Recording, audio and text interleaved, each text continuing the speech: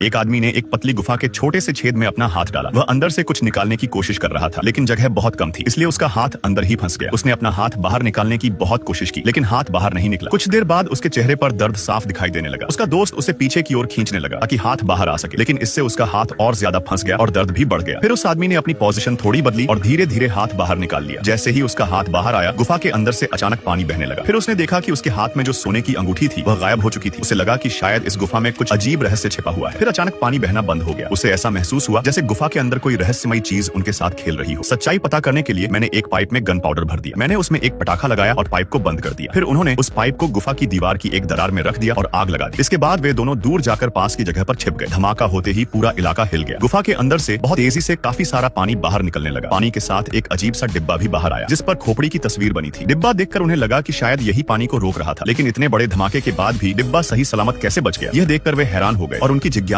और बढ़ गई। उन्होंने देखा कि डिब्बे का एक हिस्सा मोम से बंद किया हुआ था। जब उन्होंने मोम को जलाया तो अंदर से एक चाबी गिर गई। उन्होंने उस चाबी को डिब्बे के ताले में लगाया और डिब्बा खोल दिया। डिब्बे के अंदर एक पुरानी खोपड़ी रखी हुई थी, जो शायद किसी धार्मिक चढ़ावे के रूप में रखी गई थी। और जानकारी पाने के लिए वे दोनों फिर से गुफा के अंदर गए। गुफा की दीवारों पर बनी तस्वीरों को देखकर उन्होंने अंदाजा लगाया कि यह खोपड़ी किसी बलि से जुड़ी हुई थी। अब वे गुफा के और अंदर जाने लगे ताकि बाकी कंकाल ढूंढ सकें और उस आत्मा को शांति दे सकें। लेकिन जैसे जैसे वे अंदर जाते गए, माहौल और ज्यादा डरावना होता गया। तभी रॉबिन्सन गलती से एक जाल पर पैर रख देता है और उनके पीछे का पत्थर का दरवाजा बंद हो जाता है। रॉबिन्सन किसी तरह बाहर निकल आता है, लेकिन फ्राइडे अंदर ही फंस जाता है। रॉबिन्सन इधर उधर देखने लगा और उसे जमीन पर दबा हुआ एक पत्थर दिखाई दिया। उसने उस पत्थर को जोर से दबाया और दरवाजा फिर से खुल गया। अब वे दोनों फिर से साथ थे और उन्होंने तय किया कि अब वे वापस नहीं लौटेंगे, बल्कि आगे ही बढ़ेंगे। थोड़ा आगे जाने पर उन्हें एक पतली सी नहर दिखाई दी, जो एक गहरी खाई के ऊपर बनी हुई थी। रॉबिन्सन बिना किसी सहारे के उस पुल पर चढ़ गया, लेकिन वह बहुत डरा हुआ था। जैसे ही वे पुल के बीच में पहुंचे, पुल की हालत खराब होने लगी और कई ईंटें टूटकर नीचे गिरने लगी। बहुत मुश्किल से वे दोनों पुल पार कर पाए। अब उन्हें समझ आ गया था कि इस रास्ते से वापस लौटना मुश्किल है, इसलिए उन्होंने सोचा कि आगे बढ़ना ही सही रहेगा। आगे उन्हें एक जंगल दिखाई दिया और वहाँ उन्हें एक बड़ी घाटी नजर आई। उस घाटी में पत्थर की एक कब्र बनी हुई थी और कब्र के अंदर एक बिना सिर का कंकाल पड़ा हुआ था। उन्होंने उस कंकाल को एक बैग में रख लिया, लेकिन उन्हें पता नहीं था कि कोई चुपचाप उन्हें देख रहा था। वापस लौटते समय उन्हें एक जंगली कुत्ता दिखाई दिया और फिर उन्होंने देखा कि एक और कुत्ता उनके पीछे आ गया है। अब उन्हें समझ आ गया कि उन्हें जल्दी भागना होगा। वे तेजी से वापस गुफा की तरफ भागे और वहाँ पहुंचकर उन्होंने एक टहनी से रास्ता बंद कर दिया। फिर वे उसी कमजोर पुल की तरफ भागे, क्योंकि अब उनके पास पुल को दोबारा पार करने के अलावा कोई रास्ता नहीं था। वे डरते हुए तेजी से पुल पार करने लगे। जैसे ही वे पार पहुंचे, पीछे से पत्थर गिरने लगे और पुल टूटने लगा, लेकिन वे भागते रहे। जैसे ही वे गुफा से बाहर निकले, उन्होंने पत्थरों से रास्ता बंद कर दिया, लेकिन कुत्ते अब भी उनका पीछा कर रहे थे। एक कुत्ता समुद्र के किनारे तक उनका पीछा करता रहा। तभी फ्राइडे ने कंकाल वाला बैग समुद्र में फेंक दिया। जैसे ही कंकाल पानी में गिरा, कुत्ता तुरंत शांत हो गया और धीरे धीरे वहां से दूर चला गया। यह देखकर रॉबिन्सन समझ गया कि शायद उन कुत्तों का काम उन कंकालों की रखवाली करना था।